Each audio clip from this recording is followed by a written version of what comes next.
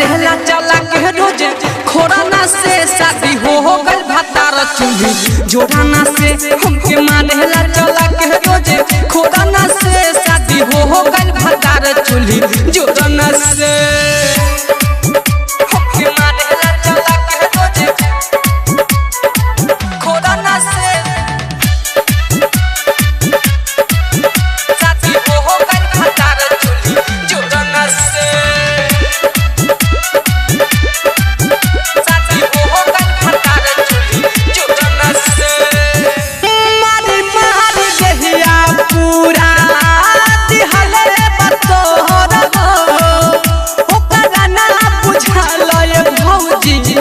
बानी लड़ को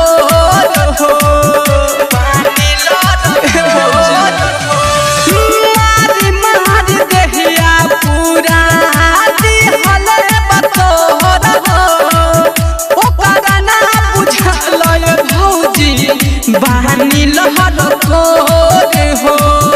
हमरो तनी रोज रोज भोरवा में हमके मारेला चला के रोज खोराना से शादी हो गल भतार चूल्ही जोड़ाना से हमके मारेला चला के रोज खोराना से शादी हो गल भतार चूल्ही जोड़ाना से हमके मारेला चला के रोज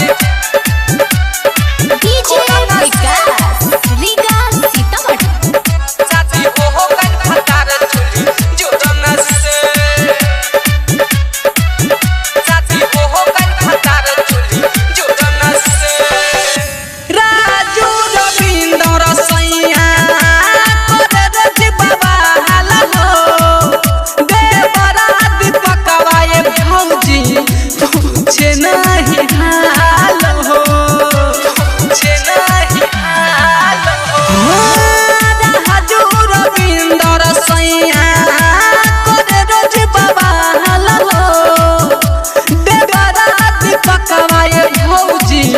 पूछे नाही हाल हो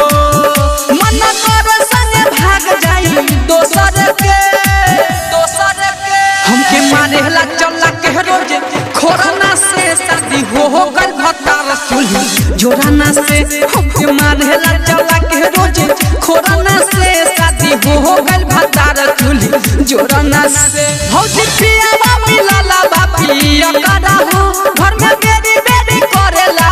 न खड़ा हो हम तंग रहे दिन रात हो करे से हमके मारेला चला के रोज